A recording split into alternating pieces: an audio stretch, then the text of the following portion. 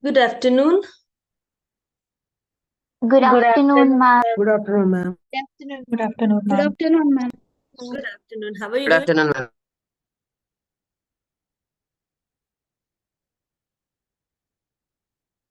How are you doing? Fine, good, great. Yes, ma'am. We are all good. Good, great. How are you, ma'am? Yeah, I'm fine. I'm good. I just have to rush from a function which is still going on. I said, no, this class is very important. I know that by now you would have did at least one time revision of all the chapters. And I'm sure that you're quite confident about all the concepts that has been covered in economics. And luckily, it's only 5 chapters for you. So make sure that you pass, with the flying colors, so that, otherwise the economics becomes 100 marks paper for the, from next time. So I'm sure, you will all pass with the flying colors. So let's start. Let's talk about the examination, how to prepare, how to keep your mind calm. I'm sure that there is many sessions on that. Shall I tell you the? I don't know. This is what I feel. Okay. When people come and tell me that don't get tensed, and when they give me a lot of gyan about exams and all, I just want them to shut their mouth. Lock the lip, because this is bound to happen, because we have put in efforts. When we put in efforts, there can't be, it is impossible not to expect a good result, right? So when we have put in effort, it is impossible to think of a good result. And then when people come and say that karmanyevadikaraste ma phaleshu kadachana, do your things and keep the results to the God. I don't know, it could be fine with many people. I think that that also gives a lot of strength to many people, not like a person like me. For me, it is, how I take it up. I have given my best, and I will hope for the best. Will I be prepared for the worst? No. That life, anyway, let us do it. Once, if the things won't happen in the way we expect it to happen, then the mechanism will also work in exactly the same way. And then, we will somehow cope up. But only thing is that if you are putting effort from last 1 month, what is the kind of result you can expect? If you are putting the effort from last 6 months, what is the kind of result you can expect? So in that manner, be truthful to yourself, be true to yourself, be sincere to yourself. It is not about how many hours of classes you have heard. It is not about how many hours you spent with the books. It is not about how many functions you have missed, and how many times you have told your parents that I'm busy and you have locked your room. It's about all those moments you have made up your mind to study, but then the K-drama creeped in, then the World Cup swept, and then then there are so many moments when we couldn't do what we expected to do. But there are also so many moments when we really pushed ourselves, though we weren't, though the body wasn't supporting us, mind was not supporting us, still we somehow, we made up our mind and studied. So what you have done. It's nobody can ever say that. And sometimes we also deceive ourselves, by deceiving the others. Sometimes we also deceive ourselves. I only hope that economics, even if you start from today, you can definitely clear economics paper. That's for sure. I don't know about the other papers, but economics paper. So today, first thing that I want to tell you is that let us not think about the deceived moments. Let us not think about the achieved moments. Let us think about the time you have now. I never ever believe in the postmortem. But From this moment, let us be more and more and more, 100% truth sincere to ourselves, and let's give our 100%. Mark my words, today if you start, okay, correctly, and if you read one chapter one unit every day, okay, one unit every day, still you will be able to complete economics and you can clear economics paper. Okay, this is possible because economics, again, I've again and again told you that it is all about conceptual clarification. If you know the concept, you're gonna choose the right option. Am I clear? So all the students who are consistently putting efforts, all the very best. This you will definitely pass. Do not even doubt about it. I'm talking about economics, okay? And all the students who have put in 70-80%, not your 100%, put your 100% now. You will do it. The students who have never ever worried about economics, just heard my class and did some, whenever there was a test and all, you studied, but after that, because I understand it is 50 marks paper, so because of some reasons that you were not able to concentrate, but if you believe in yourself, if you believe in your understanding ability, if you believe in your hard work, if you think that you can put some 40-50% extra than what you were doing till now, if you can do that, believe me, you will also definitely clear economics paper. Okay, so this R2C, like in a theory, unlike in the practical papers where you can do more and more problems, in every revision classes, in the theory classes, there is no such things. Okay, I just have to repeat the same things again and again. So for me, R2C is about asking yourself, where am I? And promising yourself where you want to go. That's it. So R2C is that. And how do I do it? We will just go through all the concepts of 5 chapters. Okay, I'll just scroll down. I'll just put the slides, each and every slide that we have studied, each and every slide. Okay, wherever you feel that there is a need of an explanation, you're going to stop me. Okay, you are going to do certain activity with me.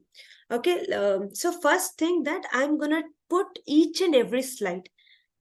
I'm not going to explain it. I'm just going to put each and every slide. The moment you see those slides, first thing you're going to ask yourself that, are you able to visualize the concept?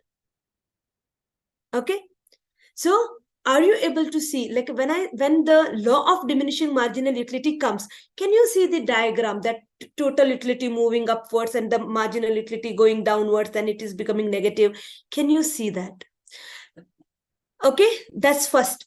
That's how you are going to check yourself whether you know the concept.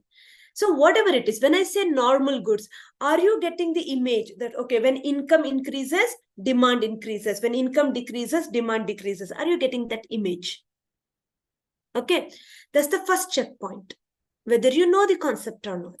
And the second checkpoint is, the moment I put the slide, I tell you about the concept. Second thing, can you recollect the example? The moment I say Giffen good, the moment I say Veblen good, the moment I say bandwagon effect, are you able to recollect the example? Or can you think of an example? The moment I say inferior goods, the moment I say movement along the demand curve, shifts in the demand curve, monopolistic competition, oligopoly, monopoly. So I'm randomly taking few words from your syllabus. But the moment I say that word, are you able to connect that to something related? Then it means that it is in you. You have understood the concept. Okay, so these are the two basic checkpoints which will tell you that you know the concept. But knowing the concept is not enough, because you know that in the MCQs, answers are similar. So knowing it perfectly, that's important. Okay, so then while scrolling down the PPTs, I will keep asking you a few questions. If you can answer that aptly, it means that you know the concept and you know it in a very right manner, so that any other the answers with slight differences, you will be able to make the difference and hit the right answer. Okay, this is how you're going to check yourself. And if at all, whenever you find a doubt, you feel that, okay, this one concept, maybe I don't know about it, you're going to raise the hand and ask the question. Am I clear? Yes, ma'am. This is how R2C will be in economics. Yeah. Okay. Let's start with the first concept. That is, the first unit is introduction. And we will also spend more time on those chapters which are very important from the examination point of view. Okay, the simple concept, that is something with the one who knows the English can understand those concepts. Such concepts we will go a little faster, and the concept which needs a very deep understanding, that we will go a little slow. Okay, again, it's just a 2-hour session with all the 5 chapters. So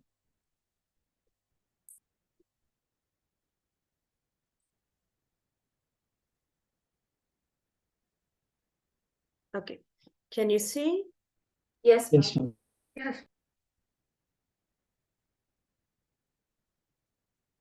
Okay, so in this chapter, I'm not going to talk anything. You are just going to see the things: oikos and nomos, business economics, theory put into practice. So I'll only tell you the important words. So that will help you to know whether you know the concept or not. Okay, give me a sec.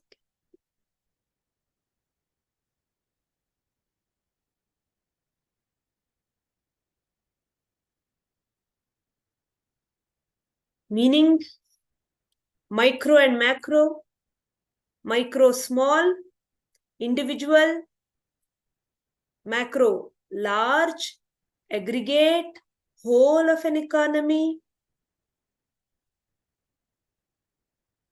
It's a science. Pragmatic in approach. It means that it has the practical ability.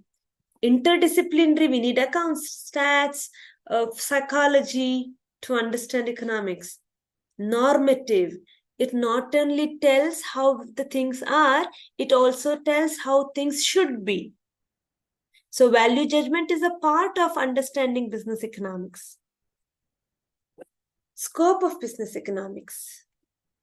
In micro, all the first 4 chapters that we're going to learn. Macro, the 5th one, and also the other chapters which are in inter or in the new syllabus. Unit 1. Any doubt in Unit 1? Clear with the concept? Everybody? Great, great. If you have any doubt, you just have to raise the hand now. Every time, once the unit is over, I'll ask you the question. If you have a doubt, you can ask it, okay? Now, we will move on to very, very, very important. Okay, let's go to the second unit of the, 1 second.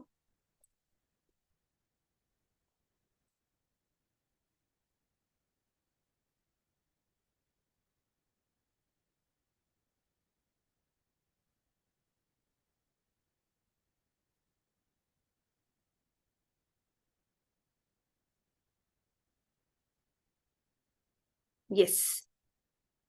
Unit 2, basic problems of an economy.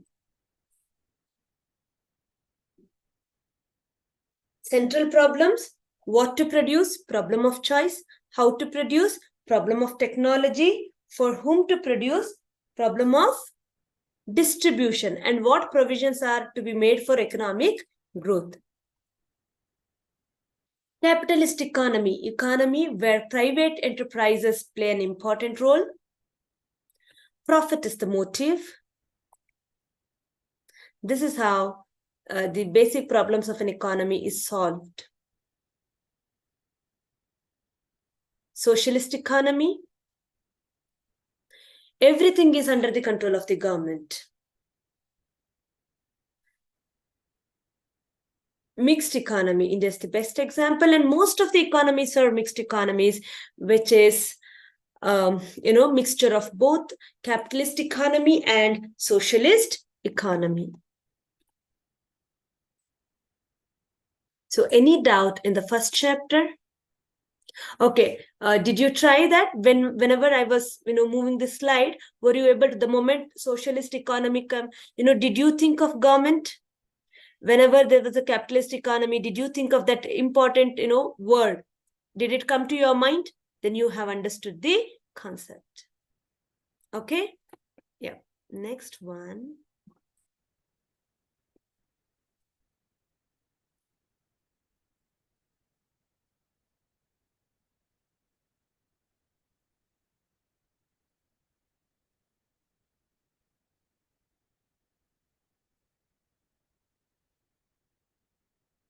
Very important from the examination point of view. That is theory of demand and supply. In that, the unit 1 is law of demand and elasticity of demand. Law of demand and elasticity of demand. Demand, desire to buy, ability to buy, willingness to buy at a prevailing price. So demand is not just mere want in economics, it is about purchasing the goods. Determinants of demand, price of the commodity, consumers' expectations, prices of related commodities.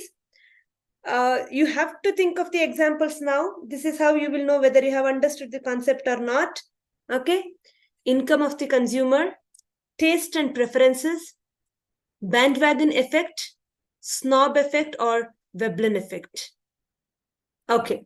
Now my question. Okay. Give me an example for Veblen effect. Anybody? Raise the hand so that I can ask you.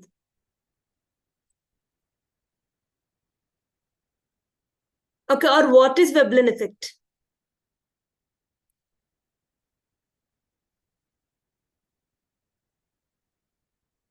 Are you answering? Some goods which are of high value, which people Yes. buy for status. Yes, very good. Goods which are of high value, which people buy for status, like platinum, gold, or diamonds. So all these are Luxurious products. yes, luxurious. Very good. Bandwagon effect. Because of people people buy products which are in trend. Yes. People buy products which are in trend. If the expectations of if the consumer expects price to raise in the future, what will happen to the demand now? Demand increases. Demand increase. Increases. Good, good. Can you think of an example for related commodities? Without looking into the book, okay? I mean, you can go through the book later, but now, because that will only tell you whether you know the concept or not, so that you will know where you stand. What is your level of understanding in economics, so that it will help you to plan for your exam. That's it.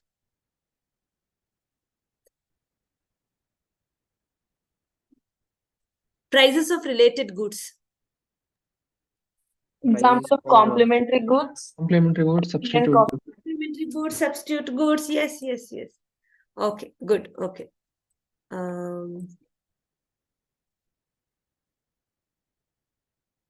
So these are the other factors. Demand function. And these are the determinants which affect the demand. Okay. Q is a function of Px. Okay. Q is a function of Px. What is the independent variable here? PX. Okay. What does the law of demand say?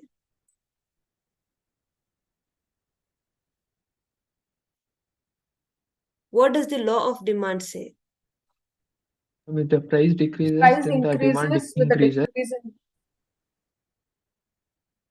When price increases, the quantity of the demand decreases. When price decreases, the quantity of the demand increases. Other things being constant. Constant. Good. How will be the demand curve? downward sloping. Downward sloping.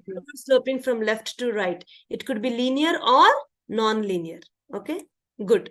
So let's go through the law of demand.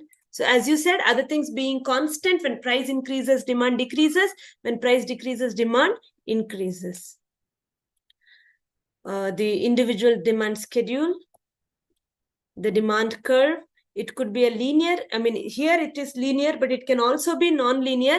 If it is non-linear, that it will be convex to the origin. Market demand, aggregate of individual demand, sum of the individual demands for a product at a price per unit of time. When you add A, B, C, you get the market demand. Rationale of law of demand, law of diminishing marginal utility, okay, price effect, substitution effect and income effect. Okay, what is substitution effect and income effect? These are very important.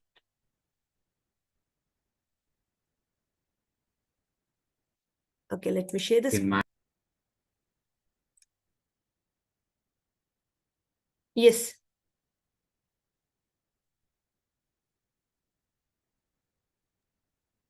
Give me a second. I mean, you can think of it. Give me a second.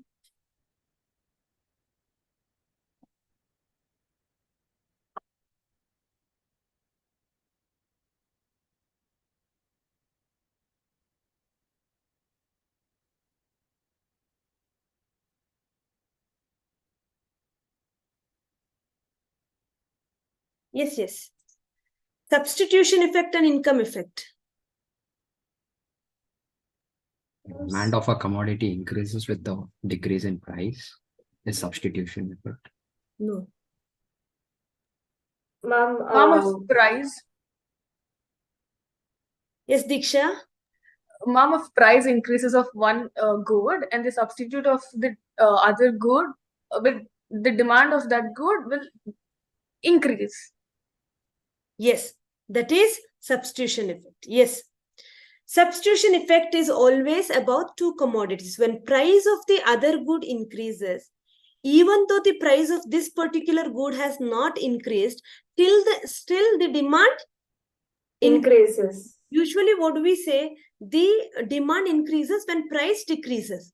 Now let's assume that the price of coffee has not decreased. Price of coffee is as it is. But now the price of tea has increased so much that people have shifted their preferences from tea to coffee. Now the demand for coffee has increased. Why? Because of the substitution effect.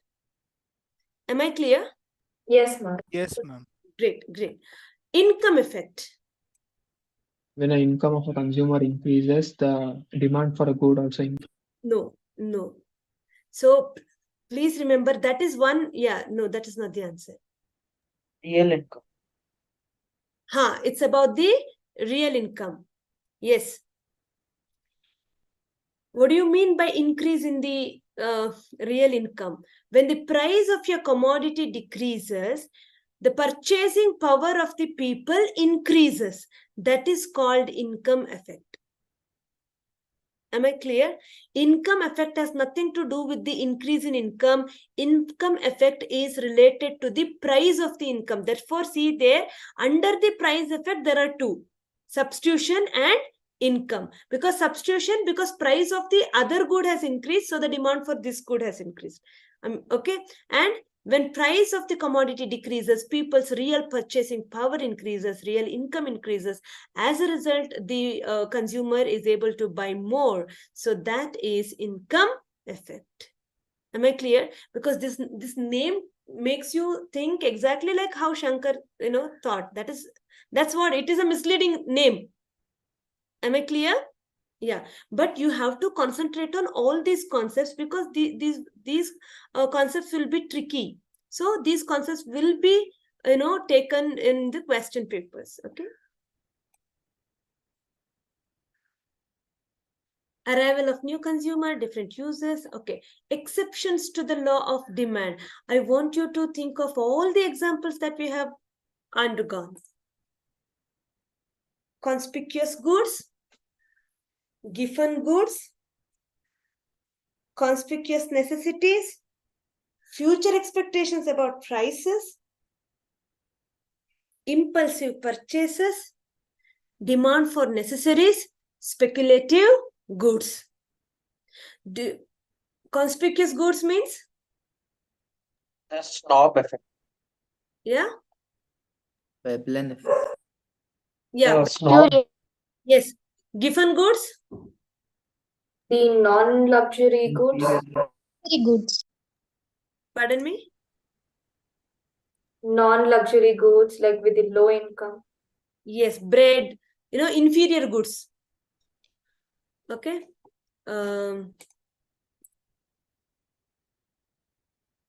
Remember, given goods are, there is a difference between given goods and inferior goods, but given goods are inferior goods like wheat, like bread, okay, or ragi. Okay, conspicuous necessities like Mangal Sutra in the wedding, future expectations about prices, impulsive purchases, demand for necessaries, and speculative goods. Okay, now because we are in given goods, let us clarify that concept. Let's not wait for the inferior goods to come. What is the difference between given goods and the inferior goods?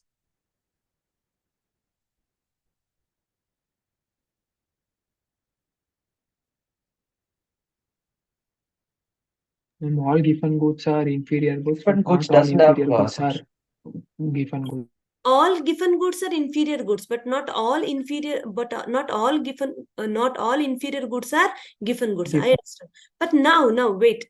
What is the basis for the classification of given goods and inferior goods? Given goods doesn't have close substitutes, but inferior goods have close substitutes. Okay. If Some of the consumer. what is the major difference between given goods and inferior goods? To occupy as a necessary in consumer's budget. Okay, maybe I'm not asking the question right. Okay. What is an inferior goods? How do you identify it? Based on income. Very good. And the given goods? Based on price. Yes. That is the difference. When income increases, if the demand for the certain commodity decreases, then they are called inferior goods. With the increase in the price, with the decrease in the price, okay, or with the increase in the price, even when the demand increases, even when there is an increase in price, the law of demand says that demand should decrease, right? But even with the increase in price, if the demand increases, then they are called given goods. Am I clear? Yes, ma'am.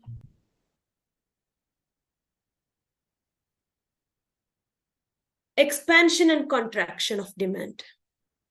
Expansion and contraction of demand. Tell me, downward movement shows? Contraction. Expansion. Downward movement shows? Expansion. Upward movement shows? Contraction. And the reason for the expansion and contraction? Change in prices. Yes. Only because of the change in price. If there is a change in demand due to change in price, then that change can be seen in the same demand curve. Therefore, it is called movement along the demand curve. Downward movement shows expansion of demand. Upward movement shows contraction of demand. Am I clear? Yes, ma'am. Great.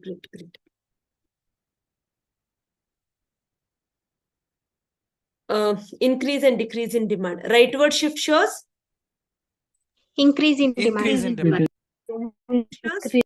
Decrease in demand. Okay, now everybody listen to me. If you answer this question properly, then we will not discuss this concept at all. It means that you have understood the concept. Listen to me properly. when there is a rise in the price of your substitute good. I repeat, when there is a rise in the price of your substitute good, will demand curve shift towards right or left? Right. Right. Rightward. Clear? Yes. Yes, ma'am. Perfect. Perfect. When there is a rise in the price of your complementary good, when there is a rise in the price of a complementary good, the demand curve shift towards Left. Left Left. side. Leftward. okay. When there is an increase in the when there is an increase in the people's taste and preferences towards certain commodities, then Rightward shift of demand. Side. okay. When there is an increase in population, Rightward. Rightward Right shift. side. when there is a decrease in income, Leftward. Left Left side. side. very good. When there is an increase in the price of your complementary goods, Leftward shift. Leftward. when there is a decrease in the price of your substitute good, Leftward. Leftward. Leftward shift. good, very good. When people's preferences go against the commodity, Leftward shift. Left. Leftward. okay. So now you have understood. Okay, the rightward shift, position wise, rightward shift is above the demand line, upward.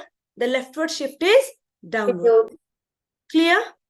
Yes, ma'am. Yes, Yes, ma'am. Great. Everybody, all of you are clear with the concept. Others Yes. who have not answered, so you just check yourself whether you were able to answer the question. If not, you just have to go back to that concept again. That's it.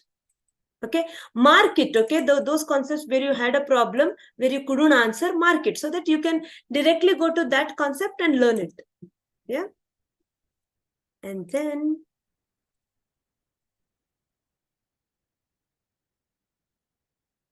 okay,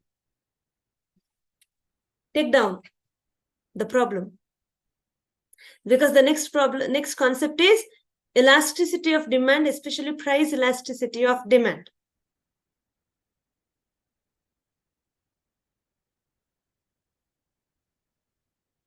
When price is 20,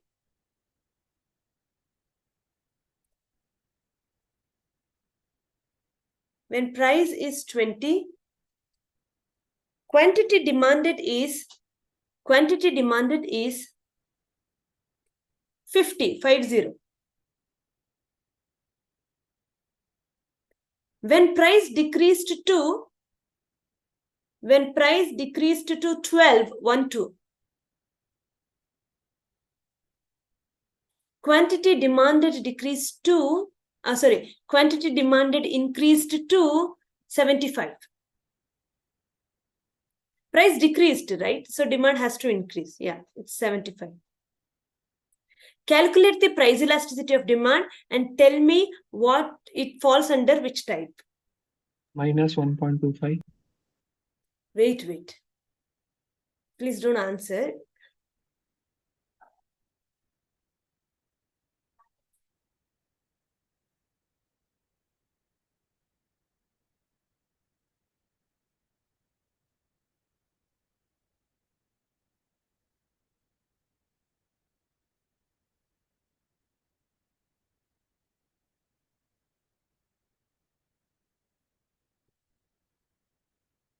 Yes?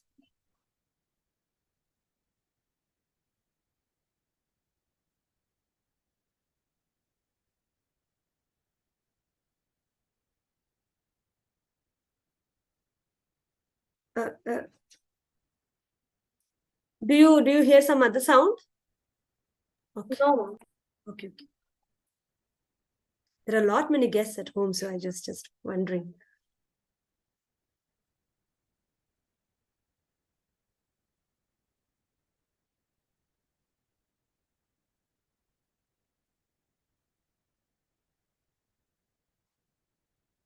Okay.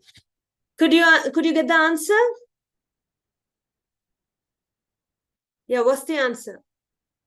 Minus 1.25. 1 point, and it so while discussing the type, you are going to take only the absolute values, and the absolute, so when you take the absolute values, it falls under which category?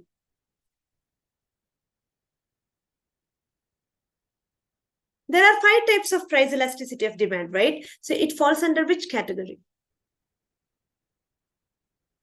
Okay, let me tell you. Perfectly elastic, perfectly inelastic, unitary elastic, relatively inelastic. Now, Relatively elastic. relatively elastic. Okay, let's quickly go through all the types. Perfectly elastic, PED is infinite. Perfectly inelastic, PED is 0. Unitary elastic, PED is 1. And relatively elastic, this one, I'm sorry. Relatively elastic,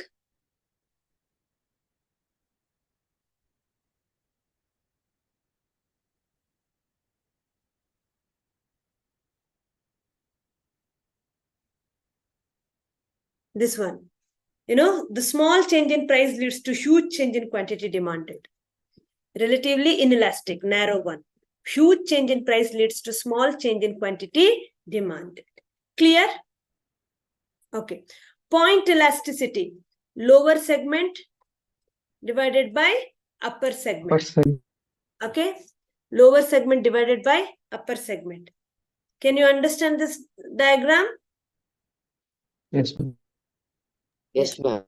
Great, great, great.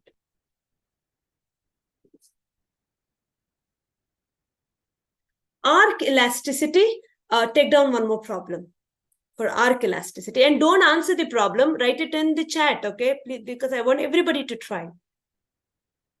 Arc elasticity.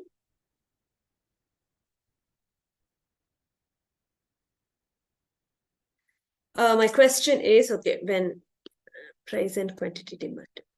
When price is 10, quantity demanded is 20. When price increased to 15, quantity demanded decreased to 7. Please find out the arc elasticity of demand and write it in the chat.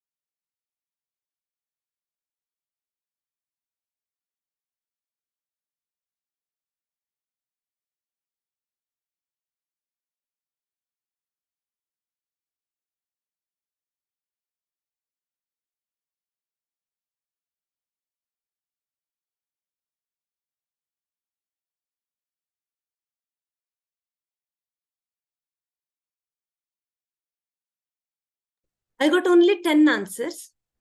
So, but all the 10 answers are same, except one. Harshita N, can you please check your answer once?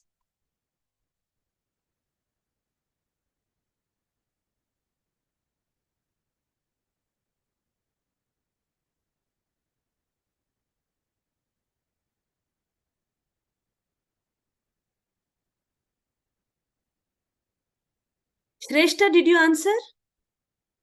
Yeah, okay, I couldn't see that. Okay. Shrestha. Yeah.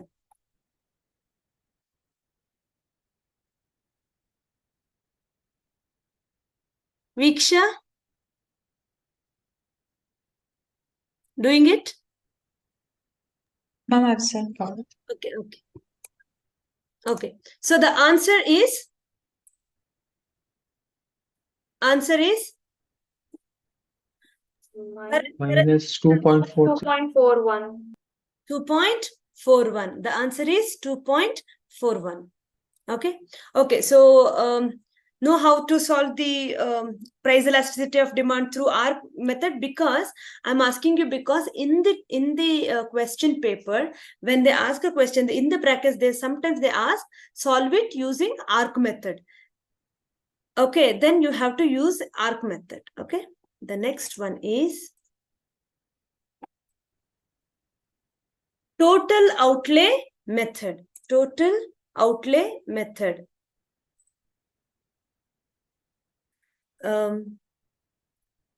So how do you understand this? If price and total expenditure move in an opposite direction, then elasticity of demand is greater than 1. Whatever may be the change in price, if the expenditure remain constant, then PED is equal to 1. If price and expenditure move in the same direction, that means that whenever price increases, if the expenditure increase, with the decrease in price, the expenditure decreases, then price elasticity of demand is less than 1. Did you remember this concept? Yes, ma'am. Good. So this is total outlay method or total expenditure method. Now, determinants of price elasticity of demand. I hope you remember this entire exercise. We did it in the class, that you yourself have answered all the questions. I would just like to ask one or two to make sure that you have understood. Let's say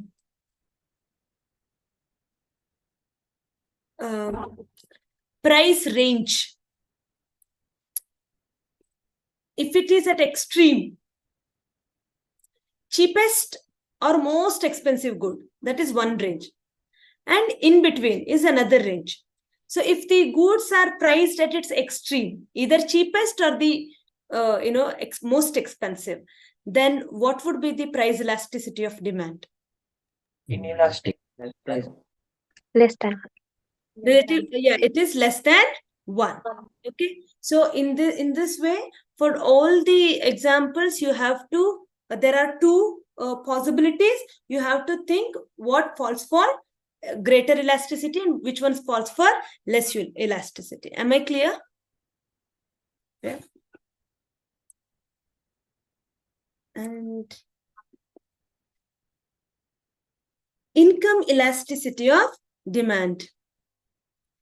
Delta Q divided by delta Y into Y by Q, because in arc elasticity, the price elasticity, most of you have done correctly, but only in the arc elasticity, many of you have not got the right answer. So I would like to give you one more problem in the income elasticity.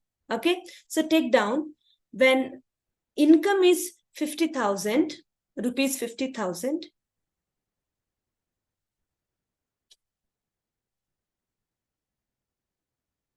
When income is rupees 50,000, the quantity demanded is 5. When income increased to 80,000,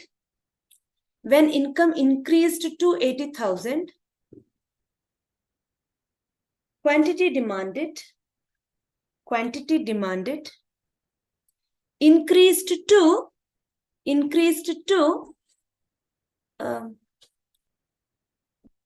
8. Find out the income elasticity of demand and write it in the chat.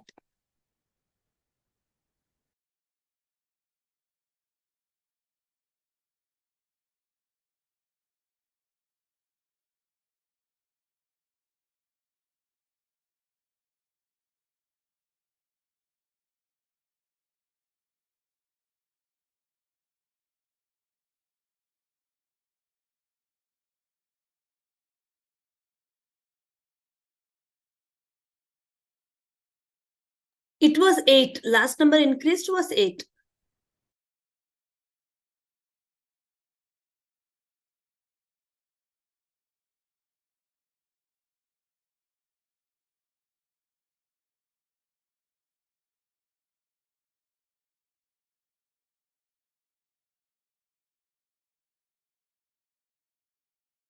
You all got the right answer. Good. Bhavana, please check your answer. Bhavana K. When income was 50,000, the demand was 5. When income increased to 80,000, demand increased to 8. Pavana MR, check your answer.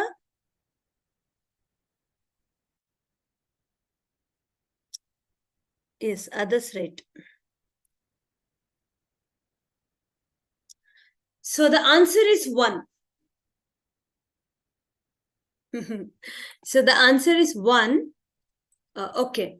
If you had got the answer in negative number, then what kind of a good that is? Inferior good. Inferior goods. Remember, in the income elasticity of demand, it is case sensitive.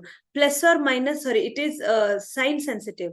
Plus or minus makes a difference. So if all the answers are in positive number, then they are normal goods. If they are in a negative number, then it is an inferior good.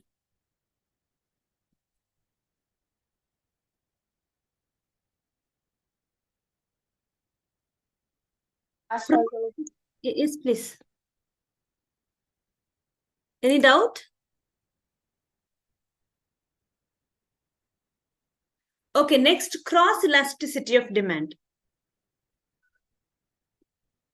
Cross elasticity of demand. Okay, now tell me, in the cross elasticity of demand, if the answer is in negative, what does that indicate? Complementary. Complementary goods. If the answer is in positive, then they are Substitute goods. goods. Okay. One more question. In case of substitute goods, okay, the demand curve would be Upward sloping. upward sloping. Very good. Okay. So I hope you are clear with the cross elasticity of demand, advertisement elasticity, and demand forecasting. Okay, in this one question I have, what do you mean by barometric method of forecasting?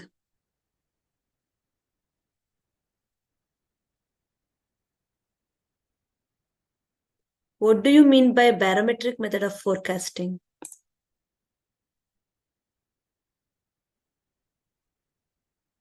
If the forecasting is done with the previous knowledge, historical knowledge, then it is called barometric method of forecasting. Example that I gave in the classroom was, like when COVID started, many of the virologists said that, though before, actually measuring the strength of the COVID, the virus and all, they said that as per our historical knowledge, barometric method, this disease is going to stay for 2.5 to 3 years. Remember that?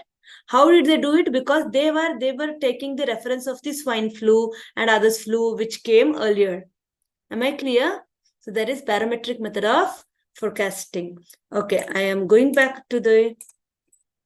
So is there any concept you want me to explain? Advertisement elasticity, demand forecasting, importance of demand forecasting, demand distinctions, producers and consumer goods, durable, non-durable, derived, autonomous, industry, firm, short run, long run. Methods of forecasting, survey of buyers, collective opinion. Collective opinion method is also, and expert opinion. Expert opinion method is also known as Delphi method, DELPHI. Delphi method, statistical method, controlled experiment, and barometric method of forecasting. Clear? This is about the first unit in the second chapter. Do you have any doubt in this? Okay, great.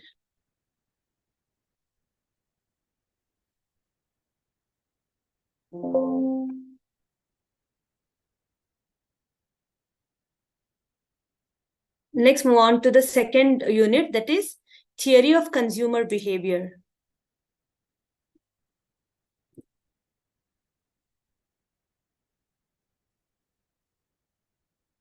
Give me a second.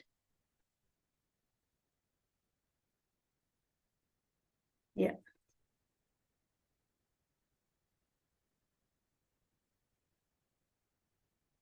We started with the wants, classification of wants. Utility, want satisfying power of a commodity is called utility. Total utility, aggregate of all individual unit utility. Marginal utility, change in the total utility due to change in consumption. MUN is equal to TUN minus TUN minus 1. Law of diminishing marginal utility.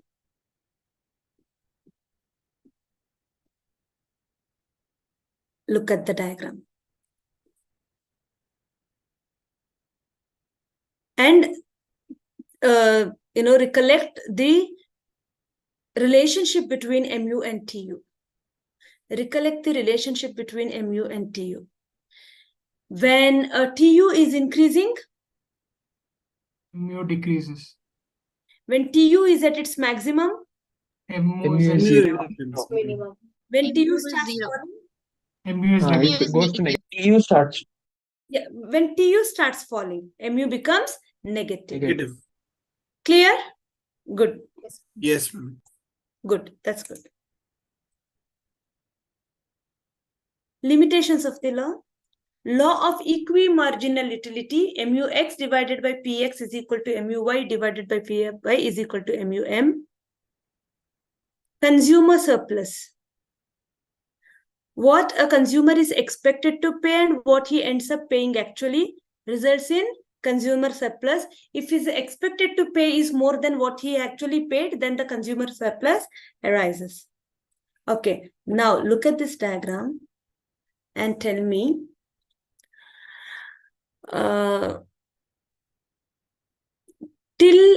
till what level consumer enjoys the surplus.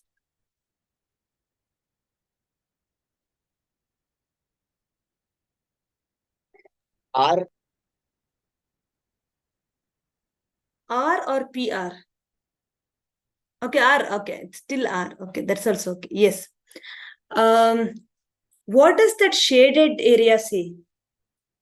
Consumer surplus. That's Where he paid it. Yes. Why, how did they mark it? What is the base for it? He paid more than what it was actually worth or its utility. He paid more? less, ma'am, less. Look here, understand this diagram. This is the price line. So, for first unit, second unit, third unit, fourth unit, fifth unit, sixth, whatever, how many lines you can see, for all these units, they just paid this price. See, for the first unit, consumer was ready to pay this, but he paid only this. For the second unit, this, but he paid only this. So, the price paid was less, money paid was less, but expected was more. So these are the consumer surplus. Am I clear? Yes, ma'am. Yeah, good. So limitations of consumer surplus, indifference curve. Indifference curve. Any combination on the indifference curve would give equal level of? Satisfaction. Very good. Equal level of satisfaction. The rate at which one commodity is substituted with another commodity is called marginal rate of substitution. Very good, very good. An indifference curve is always convex to the origin. So look at the indifference curve. AB gives equal level of satisfaction. AB gives equal level of satisfaction. What is indifference map? Group of indifference curves are called indifference map. So already studied marginal rate of substitution.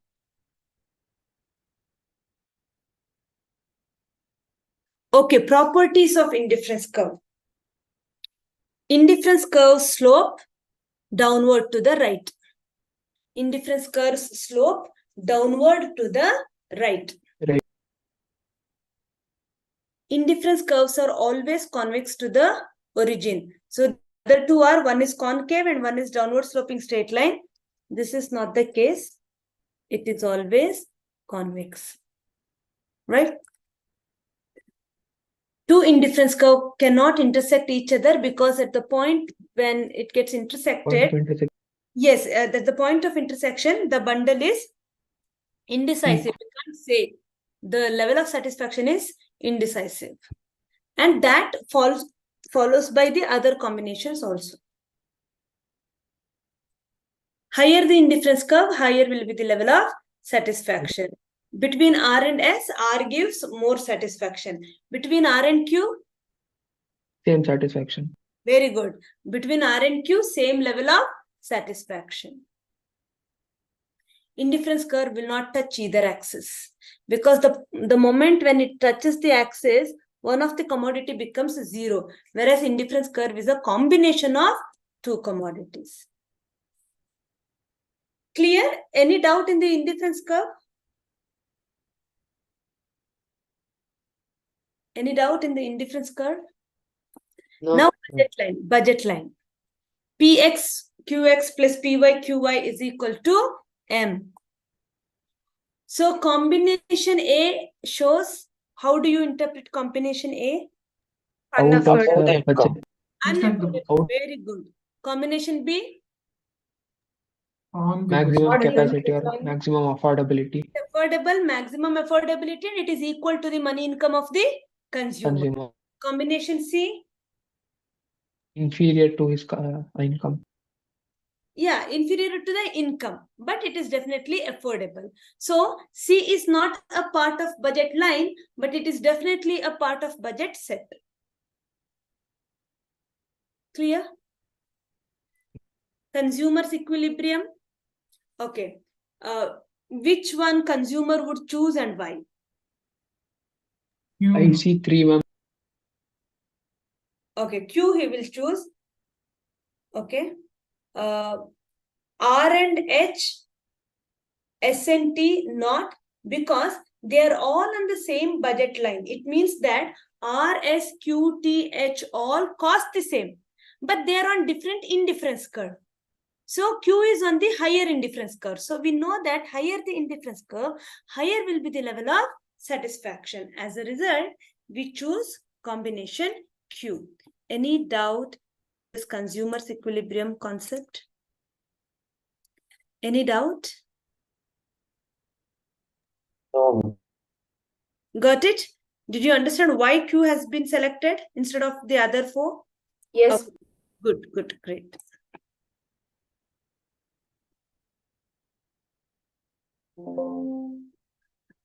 So this is about the second unit of the second chapter, Theory of Consumer Behavior. The last unit is all about supply. So let's move on to the supply concept. One second.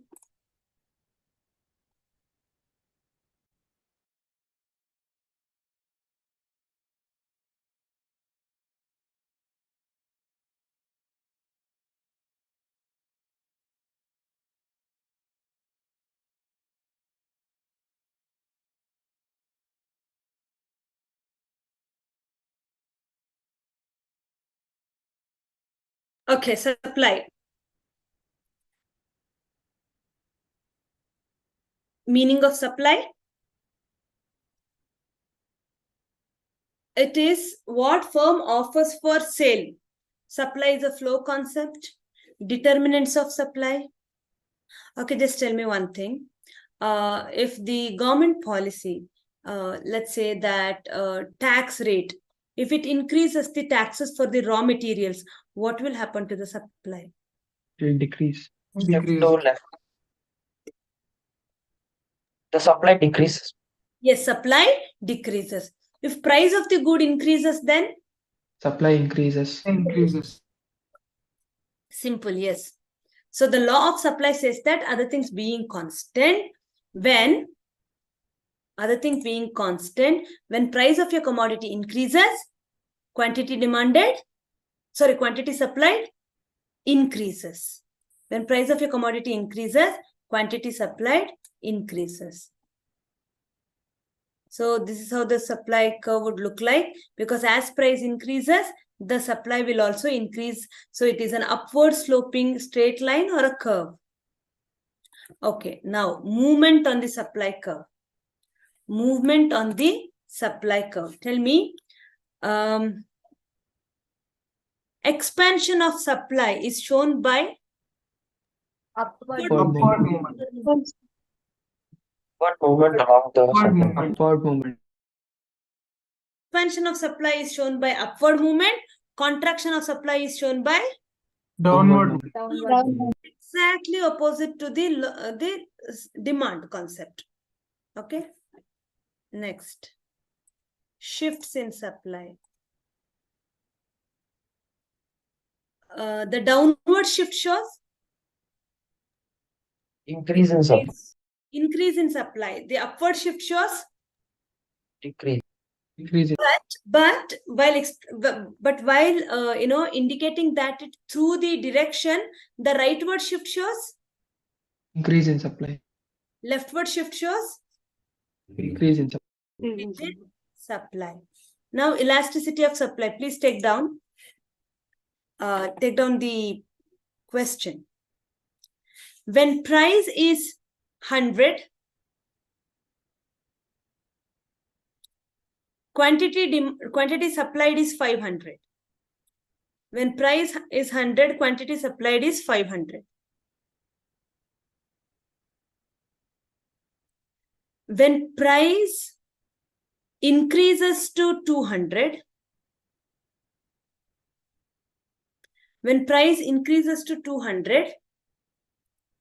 quantity supplied increases to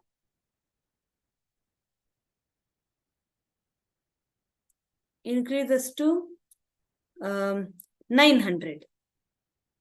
Calculate the price elasticity of supply.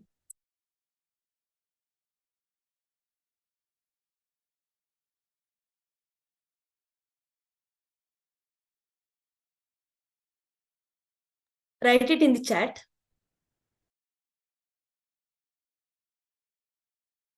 Two answers, two different answers.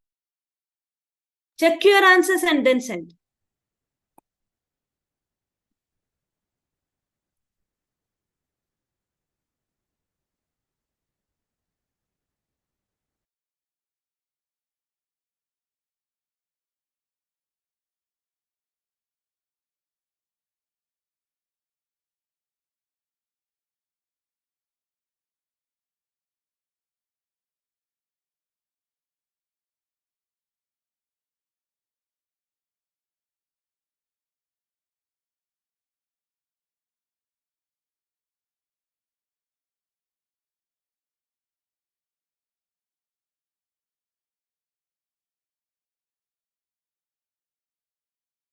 My goodness, there are some 14 answers.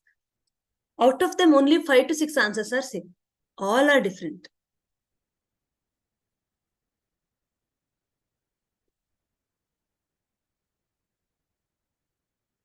Should we tell the nature also? Nature, yes. Okay, you can. I mean, it's always better.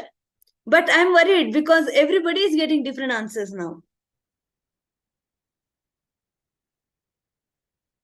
You have heard the questions right? Correct, right? Abhay, Vidula, Kirtana, your answers are correct. Bharat, check your answer. Dhanush, check your answer. I can't tell everybody. Harshit, be APS, check your answer. Jeevita, check your answer. Bhavana, check your answer. Shankar gave me 3 answers. Okay, the last one is right.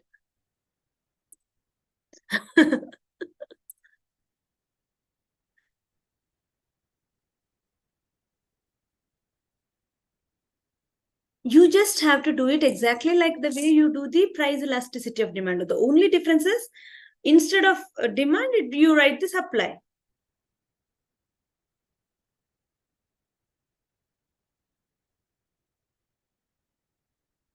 ನಿಮ್ಮನೆಗಳಲ್ಲೂ ಸೆಕೆ ಇದೆಯಾ ಅಥವಾ ನಮ್ಮನೇಲಿ ಮಾತ್ರ?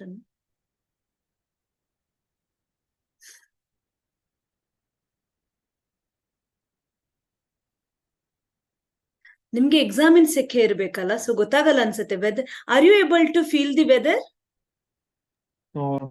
It's the same, right? It's hot all the time. Yes, ma'am. Okay, the right answer is 0.8. 0.8. 0.8. 0.8, relatively less elastic.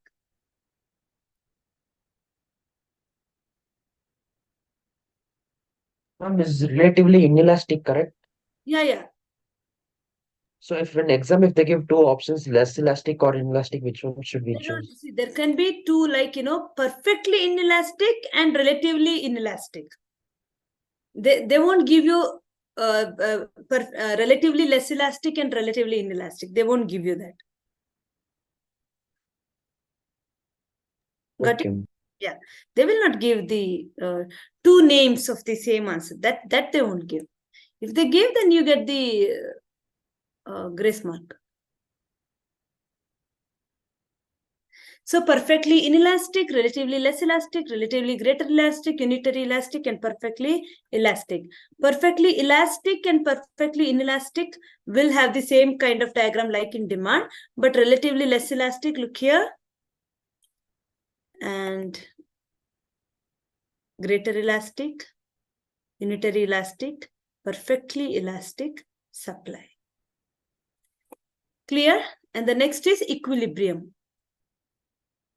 So the point at which the demand is equal to supply, that point is called equilibrium point. From that point, when you drag a line to the y-axis, you get the equilibrium price. When you drag a line to x-axis, you get the equilibrium quantity. When price goes above the equilibrium price, then what happens? The pressure on supply will be such that the price will come down. And when price goes beyond the equilibrium price, the pressure of demand will be such that price will go up. So the classical economists believed that in the long run, there will always be equilibrium price, as the demand and supply forces will always push them up and down to reach towards the equilibrium point. Am I clear? Okay. So this is about the second chapter. Do you have any doubt in this chapter? Clear with the concept? Okay. Take a break of 4 minutes. We will be back after 4 minutes for this third unit. Third and fourth units are very important, and after fifth is the smallest one.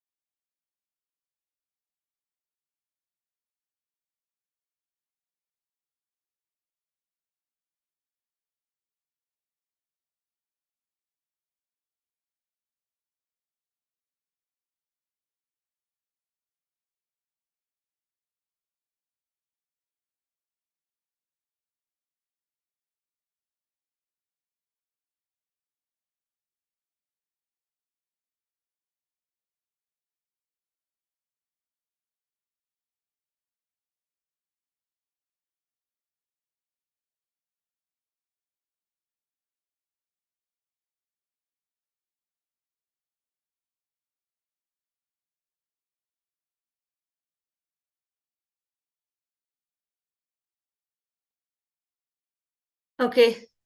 Now we shall move on to the next chapter.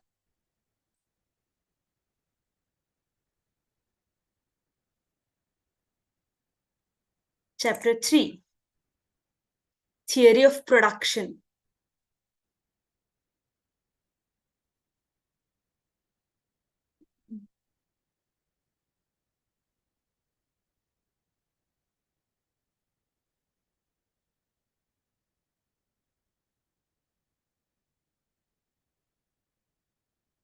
Okay, production is an activity where the raw materials are converted into finished goods. Land, labor, capital, organization are the factors of production. Land gets rent, labor gets wages, capital gets interest, and organization gets profit. And please go through all the features of factors of production: land, labor, capital. Know the meaning of fixed, circulating, real, human, tangible, individual, and social capital. The capital formation, which has 3 stages: savings, mobilization of savings, and investment. Entrepreneur, okay, organization.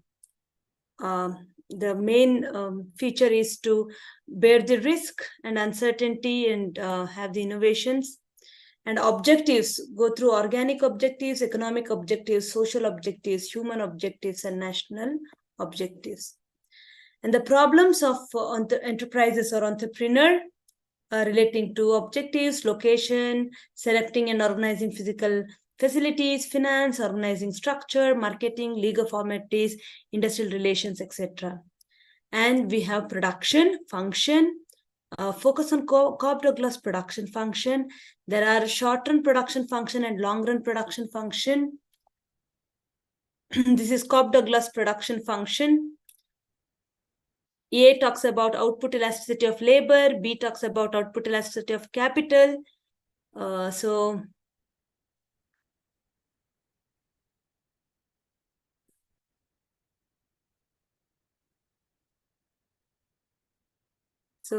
hope you understood this, right? So Cobb-Douglas production function, this is. And then different concepts like total product, average product, marginal product. Know the formulas to calculate the average product and marginal product, and also the total product.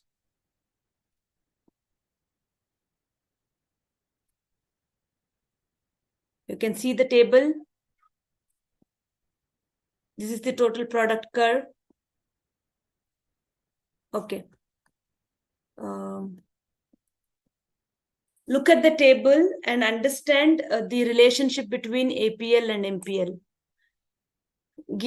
Look at the table for a moment.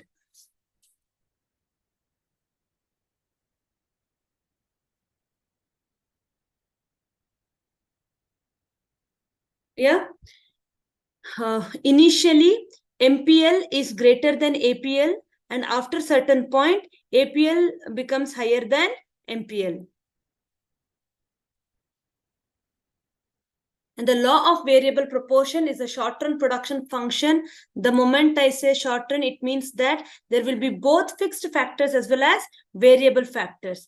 Whereas in the long run, there will only be variable factors. So the short-run production function or the law of variable proportions will include both fixed factors as well as variable factors. What does this law say?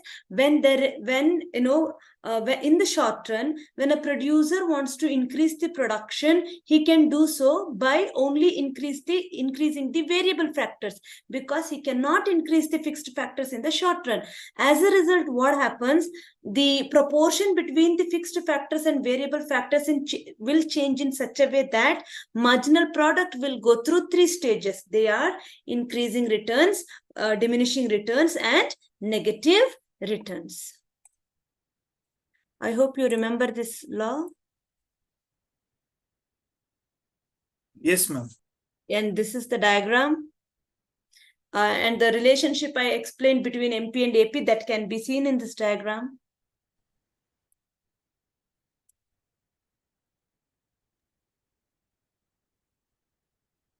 returns to scale is the long-run production function when all the variables, all the factors are variable factors. Then the marginal product will go through 3 stages: increasing returns, constant returns, and decreasing returns.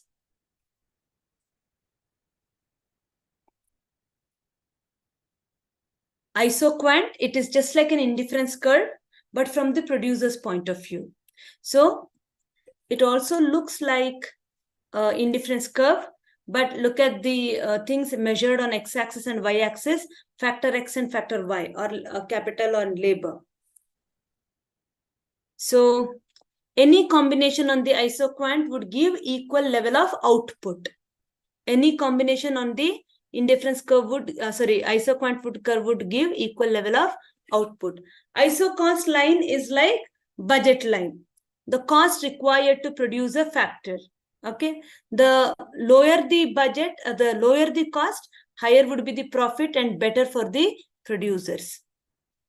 So least cost combination of factors. So which one a producer would like to choose among these 5 combinations? He will choose combination C, because the level of output would be same, but C can be produced at a lower cost because C is on lower ISO cost line, that is MM1. Am I clear? Yes. Okay, so this is about the chapter 1, unit 1 in chapter 3. Do you have any doubt in the production concept?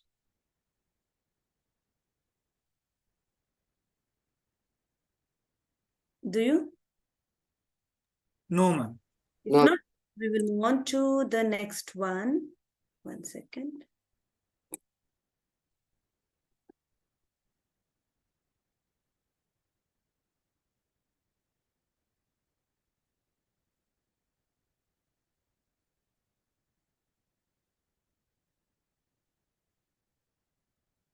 Next unit is all about the cost.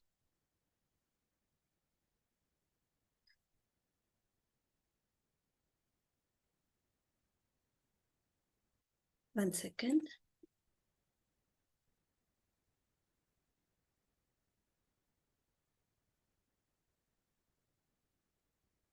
Yeah.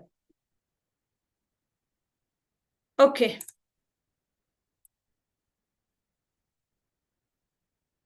Unit 2 is about theory of cost.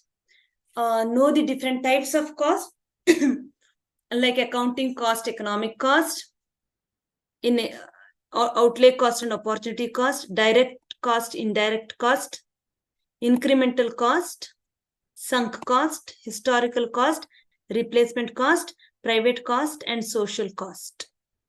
Fixed cost and variable cost. Cost function. Before that, we have actually done the cost computation table. We have done many cost computation table. I hope you remember all of them, right? How to calculate the cost when you are given both fixed and variable cost. When you are given fixed cost but not the variable cost, but they have given the total cost, or they have given the fixed cost and then the marginal cost. The rest of the table you have to fill it up. So we have done many exercise on that. Do you need one more exercise, or are you comfortable with this concept? One more exercise. Okay, so please take down. Make a column. First one, quantity, Q, TFC, TVC, TC, AFC, ABC, SEAC, SMC. Quantity 1 to 5. 1, 2, 3, 4, 5. Quantity 1 to 5. Fixed cost, total fixed cost, TFC. Next to quantity you have written, no? TFC. That is 10. 10. Then fill up the last column, that is SMC, short-run marginal cost. SMC, take down 30, first one 30. Then 10, second one 10, 30, 10, 5, 3, 1. I repeat, 30, 10, 5, 3, 1. Complete the table.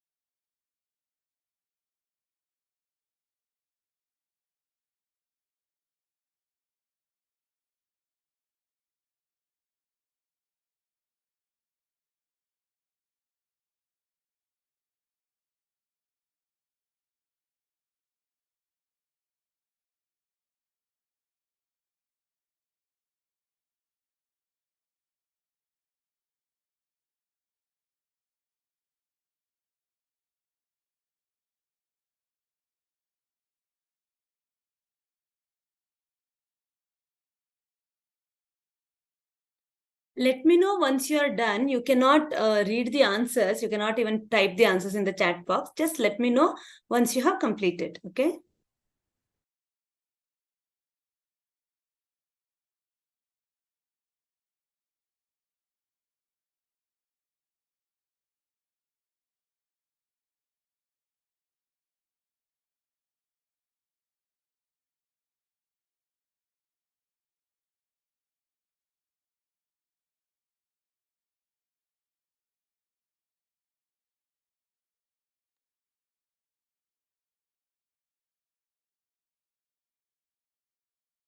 And while doing the, while completing the table, if you find it difficult, you please let me know.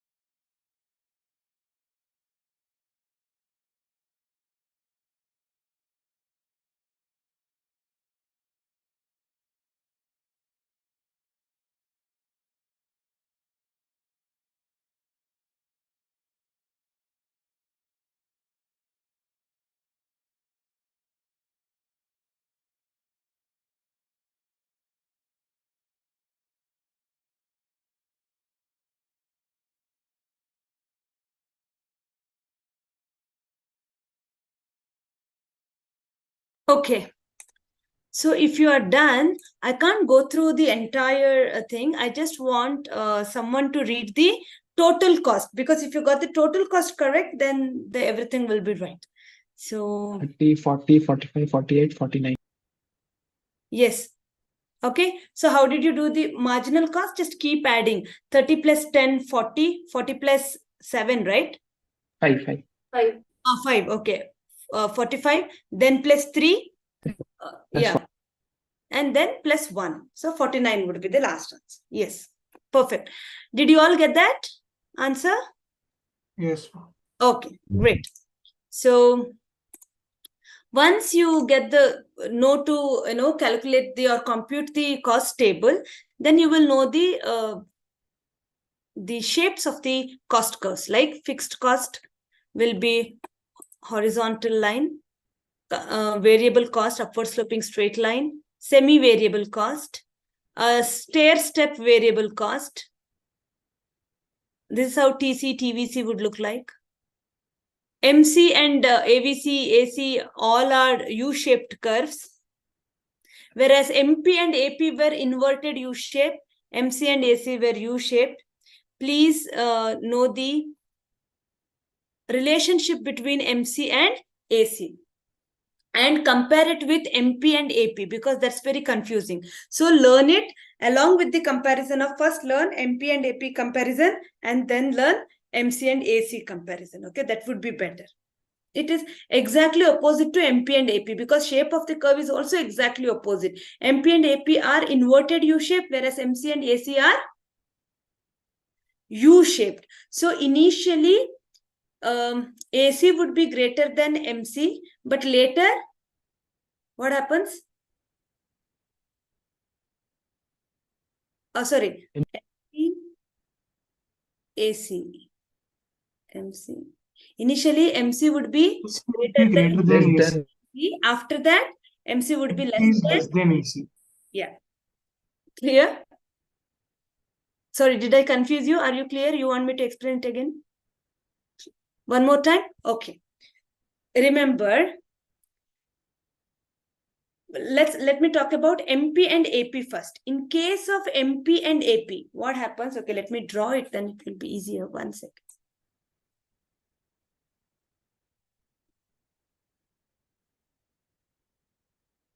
Let's just draw it here. See, in case of MP and AP,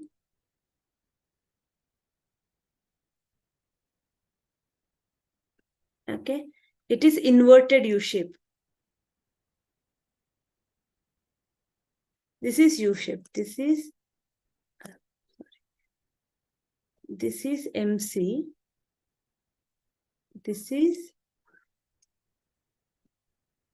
AC. But here, this is AP. This is MP. Can you understand? So now, in this MP and AP case, initially, AP is greater than MP.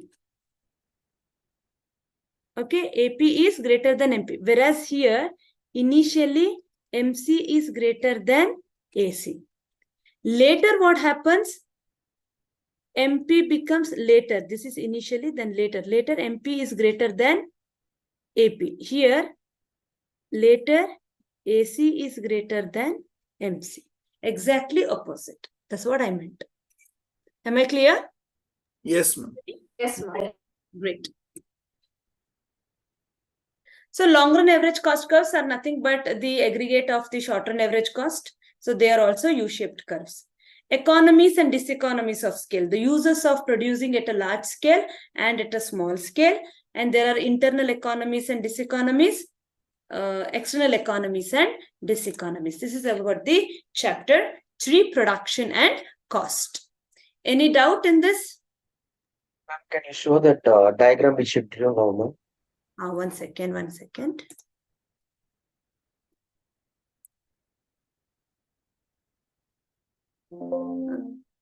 One second. If I keep it, then it will be permanent. But now I have discarded. 1 second, I'll draw it again if you want.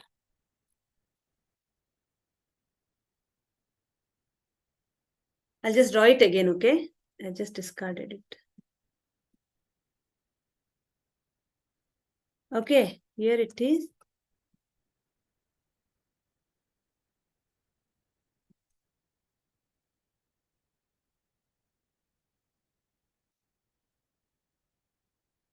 Should I write it also? Yes, ma'am. Yes, ma'am. Okay, 1 second. Initially, I is initially, L is later, okay? Initially, AP is greater than MP. Later, MP is greater than AP. Here, in this case, initially, MC is greater than AC. Later, AC is greater than MC. When it comes to products, AP at initially MP is greater than AP, no, ma'am.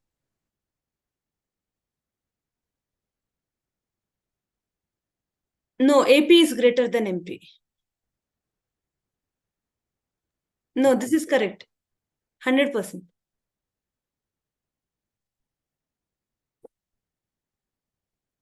Okay, okay. ma'am. Look at the table, okay? Okay, 1 second. Let us get it clarified. That's not an issue. 1 second. Only thing is that I have to go back to the other slides. So it will take time. That's it. Okay, 1 second. Let me just come to the table. Oh, I'm not sharing it. 1 second, 1 second. Let me share it.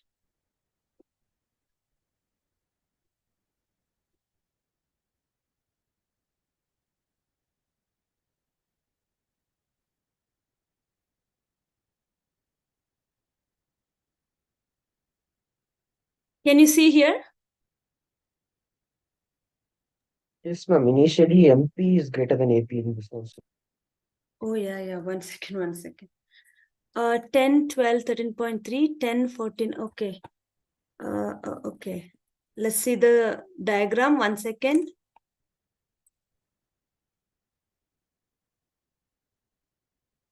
Yeah, 1 second.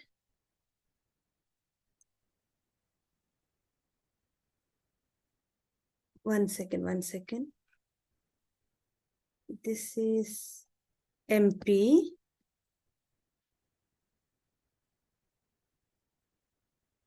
And this is AP.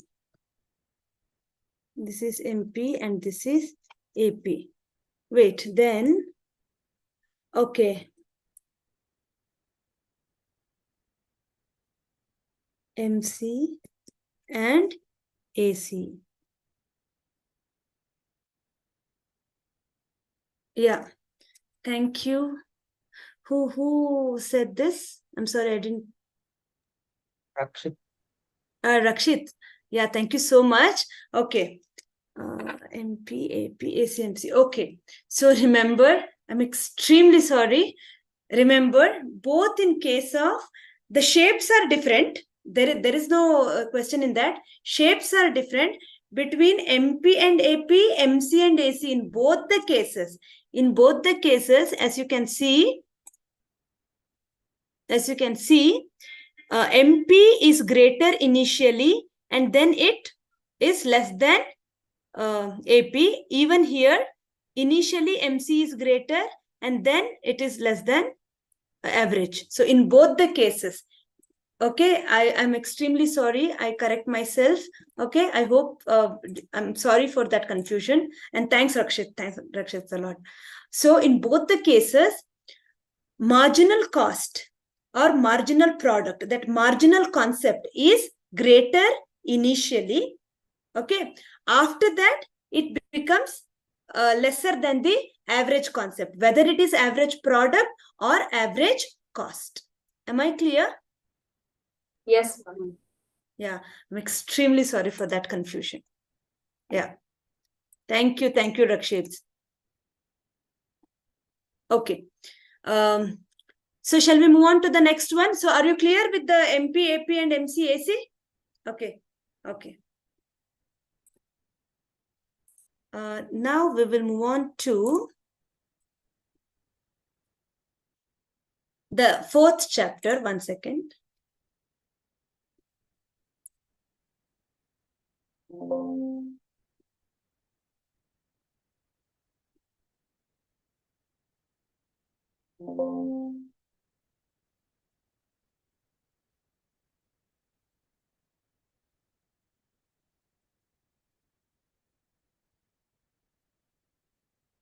fourth chapter. Okay, it is all about meaning and types of market, determination of prices. Very, very important from the examination point of view. And we have spent a lot of time on this while discussing the concept.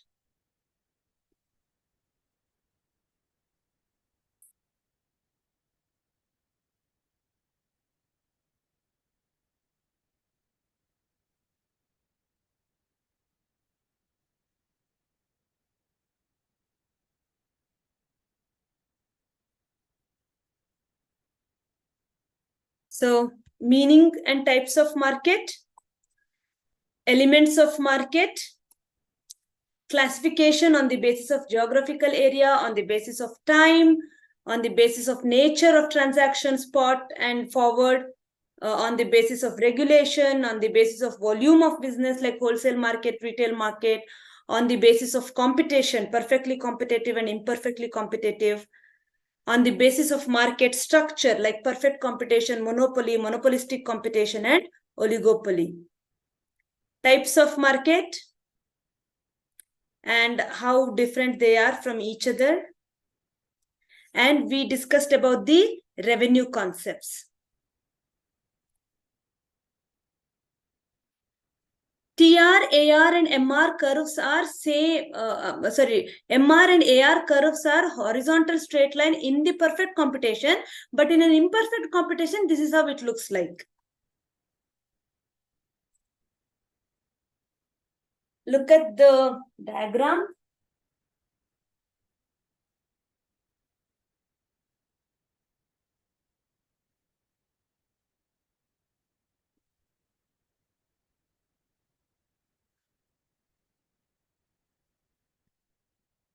Even here, AR is above MR.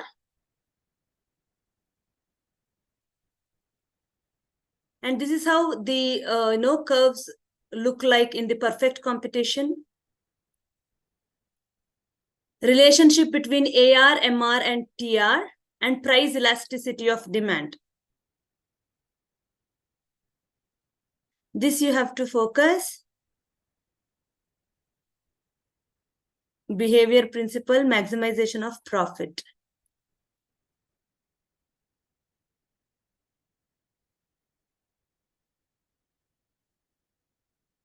There is a formula also, I have explained that. Okay. And then we have done a lot of, graphical activities in this chapter. I hope you remember that.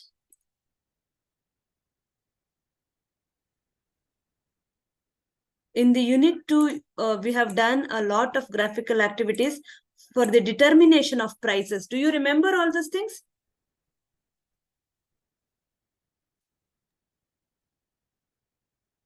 This is in the perfect computation. Equilibrium point is the equilibrium point. When the price moves above the equilibrium point, then there will be surplus of goods. And if the price goes below the equilibrium point, then there will be shortage of goods. So the demand will be greater. So it will push back the money back to the equilibrium price, something which we have discussed in the second chapter, third unit. And I hope you understood these changes in demand and supply. Supply being constant when demand shift towards right. What happens? Quantity and price both increases. Supply being constant when demand shift towards left. What happens? Both quantity and demand decreases. Demand being constant when supply increases. Then what happens? Price decreases but quantity increases. Demand being constant when supply decreases. Then what happens? Quantity decreases but price increases. Any doubt in this diagram? Are you able to understand this? Everybody? Do you have any doubt in this? Because now we will move on to the simultaneous shift, which will show that both demand and supply both will shift now. So clear with these 4 diagrams? Yeah. Okay. The next one is simultaneous shift. Okay, sorry. Look here. In the simultaneous shift, when demand and supply both increases, both shift towards right, then price remains constant, quantity increases. If demand and supply both shift towards left, I mean, it is not there in this diagram. If both of them shift towards left, then price remains constant, quantity decreases. The B shows that in case if the demand shift towards right, okay, if demand shift towards right, or wait, this is D1, S1, E1.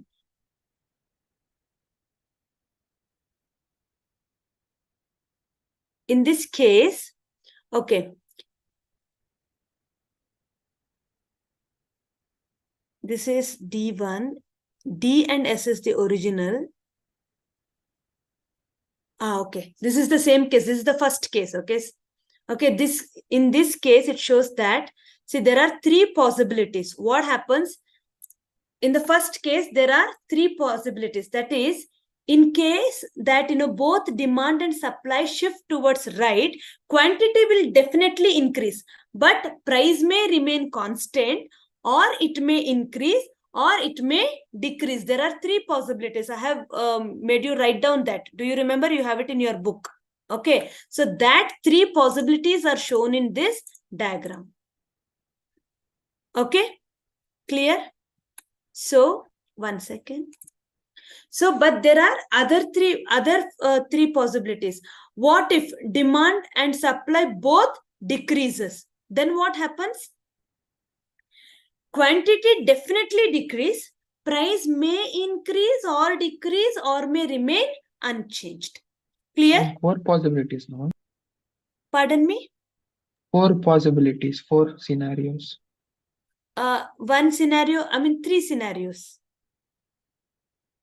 I tell you, let's say demand and supply both decreases. Okay, both shift towards left. 3 scenarios. 1, quantity will definitely decrease, price may increase. Second, quantity will definitely decrease, price may decrease. Third, quantity will definitely decrease, price may remain constant. Which is the 4th one, Shankar? I took it as individually, ma'am, like increase in demand, decrease in demand, increase in supply, decrease. That is the first case. And there are 4 cases. Yes.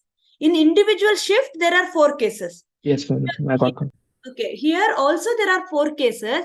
In each case, there are 3 possibilities. Yes, ma'am. That is what I'm talking about. Am I clear? Everybody? Yes, Yeah. Then the second, so the both increase, both decrease is over. Now, if demand increases and supply decreases, if demand increases and supply decreases, price will definitely increase. Quantity may increase or decrease or may remain unchanged. Am I clear? Viksha? Price will definitely increase. Quantity may increase or decrease or may remain unchanged. And next, if supply increases and demand decreases, if supply increases, demand decreases, then price will definitely decrease. Price will definitely decrease. Demand may increase or decrease or may remain unchanged. Am I clear? Yes, ma'am. Yeah, good.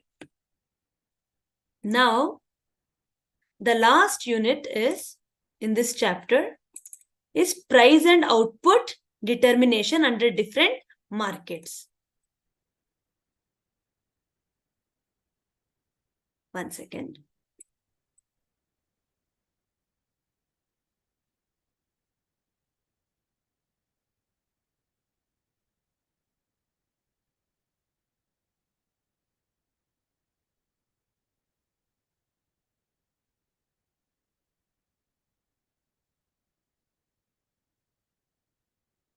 Price and output determination. Know the features of perfect competition. They are price takers. Government doesn't interfere. And it is equilibrium of the industry. This already been discussed. Individually, what happens? The industry will decide the price and individual sellers will take that price. So therefore, individually, price is horizontal straight line. But in the market, it is determined by the demand and supply forces. Conditions for equilibrium. How the marginal cost curve actually talks about the supply. Supernormal profit. When the cost curve is less than the average cost curve is less than the average revenue curve, always you see the supernormal profit. When average cost curve is equal to average revenue curve, you see the normal profit. When average cost is above the average revenue curve, then you see the loss. It is same in all the markets, whether it is monopoly, monopolistic, or perfect competition. Okay, let me tell you something. We need MC and MR curve to determine the equilibrium point. Okay, remember this very carefully. We need MC and MR curve to determine the equilibrium point. And we need AR and AC curves to determine the level of profit, loss, or supernormal profit. Are you able to understand? Yeah? Yes. Okay.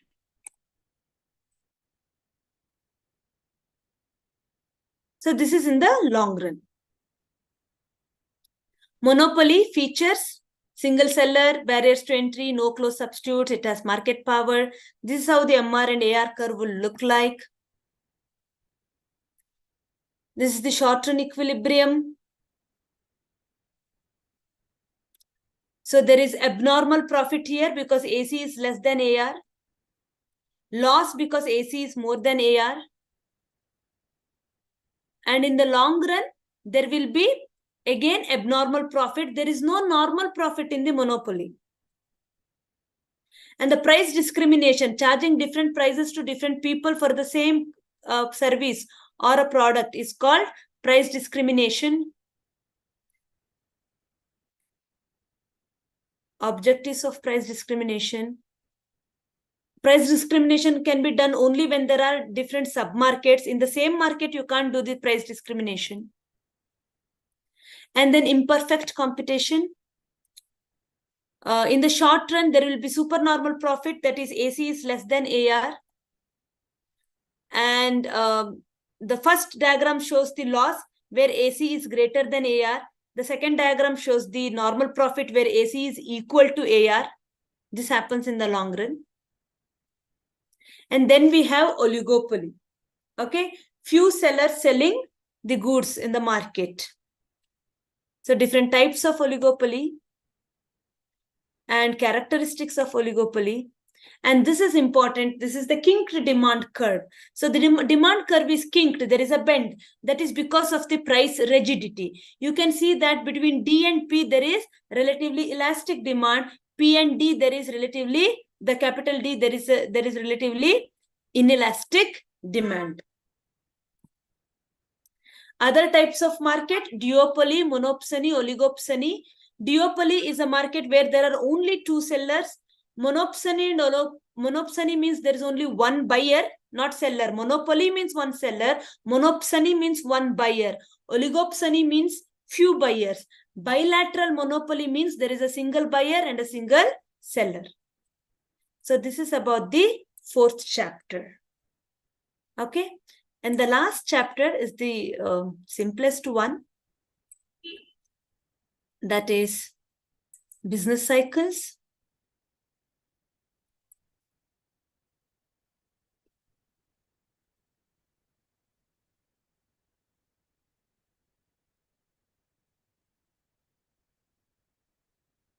So there are four phases of business cycle: expansion or boom, peak, contraction, depression. Expansion, or in the time of expansion, everything is positive. Money supply is greater. People will be investing more. The jobs are, people are getting jobs, right? and in peak every resources are optimally utilized.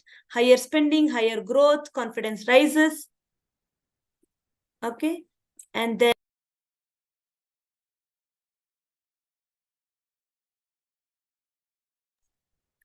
so in the time of contraction, what happens? The economic activities slow down. The investors are hesitating to invest. So the people who have already invested slowly take back their money in the fear of losing the money that they have invested. This is how the contraction creeps in.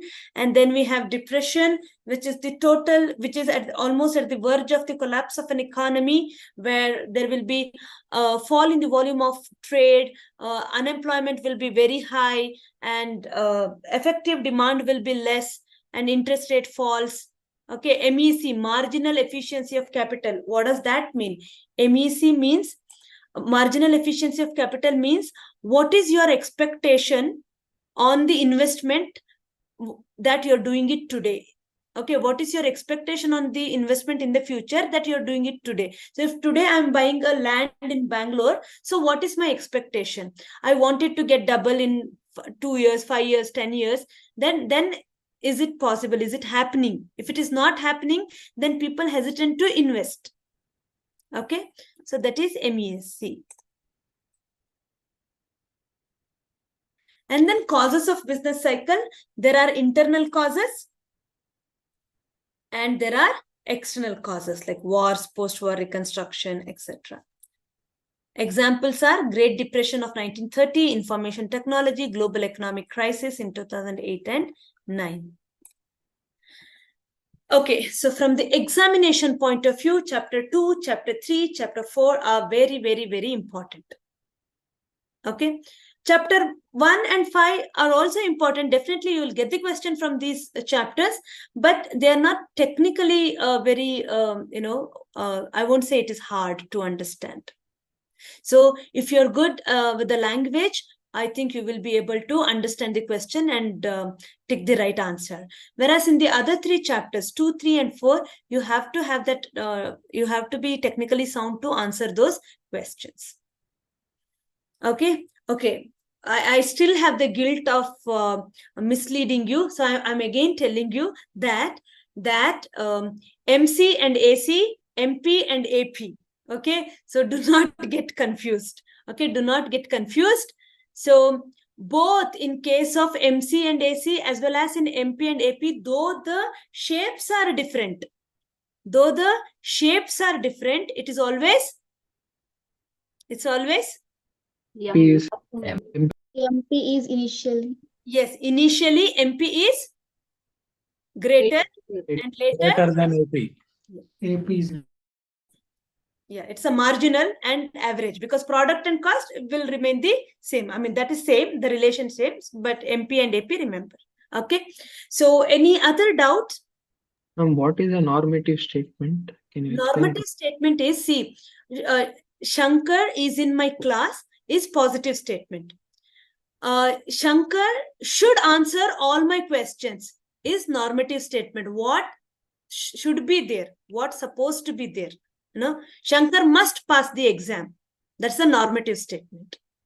Okay, so in the economics point of view, 23% of the total population is below poverty line. That is a positive statement. There is nothing positive about it. It is bad thing. But what do we mean by positive statement? Explaining things as it is. Normative is explaining things as it should be. The government must come up with the government policy, come up with the poverty eradication policy. That is a normative statement. Am I clear? There should be less than 10% of people below the poverty, and that's a normative statement. Yeah, that is normative. Yeah. Because that should be. Got it. We're putting a condition. We are valuing. Yes, got it. Yeah. Any other doubt? Okay, feeling confident about this subject? When I heard you answering, most of you know it. Yes, there could be some mistakes, and what I want you to do today is that now that we have passed through all the slides of the economics, now you know where did you stuck individually. That I may not know. but you know, right? There are certain concepts which you had no idea. There are certain concepts which you were bang on, you knew everything. And there are certain concepts you were little confused. So now accordingly, you prioritize what chapter to read first, what concepts to cover first, and then finish it off. Okay? Is it possible for you to send that PDF, ma'am, whatever you displayed till now? All the 5? Yes, ma'am. I will send it to Ananya now, right now, Yes. so that she will send it to you. All the Yes. yes, definitely I'll do that. Immediately I'll do that. Okay. Thank So okay then. All the very best. Believe in yourself. You are not people's opinion. Be kind to yourself. Be good to yourself. Be disciplined. Be hardworking. But love yourself. Okay, and take good care of your health. That's very, very important. Keep yourself calm. Do not stop living. Listen to music sometimes, listen to read some other books, talk to people around, go for a walk, play with the dogs, live your life along with doing your CA. So exam, don't make it larger than your life. Make it important in your life, but don't ever make anything larger than your life, because you are beautiful, your life is beautiful, and that needs to be lived. That's very important. Believe me. Okay, so all the very best. Do well. Good luck. I'll meet you again for just before your examination, a day before your examination. Okay, and even meanwhile, if you find anything difficult, okay, you can take my email ID. Okay, that is so that I can reply you if you have a doubt. Divya, DIVYA, Divya dot Amshu, AMSHU, Amshu at gmail.com. Now don't think who is Amshu, what is Amshu, and know why Amshu. Okay, Amshu is the name of the house where I was born. Amshu means which is glittering always, which is shining always. So yeah, so divya.amshu@gmail.com. So you can, whatever questions you have, you can just take a photo and send it to me. If it is something I can answer over a mail, I will do it. Otherwise, I'll send my mobile number and I'll ask you to call me back and we will have a discussion. So until you write your foundation economics exam, I'm with you. Even after that, I can definitely be with you. But do not worry. It's not your lonely journey. We are all together. Okay, so all the very best. Do well, give your best. Good luck. Enjoy. Rock the exam. Ma'am, I actually have the all PDFs, ma'am, which you sent, like you already sent it before. So shall I post it in the group? Yeah, that would be great. That would be great. Yes, Thank you. ma'am, I'll do it. Thank you so much. Yes, take care. Bye-bye. Thank you, ma'am. Bye, Thank you, ma'am. ma'am. Bye. Thank you, ma'am. Bye.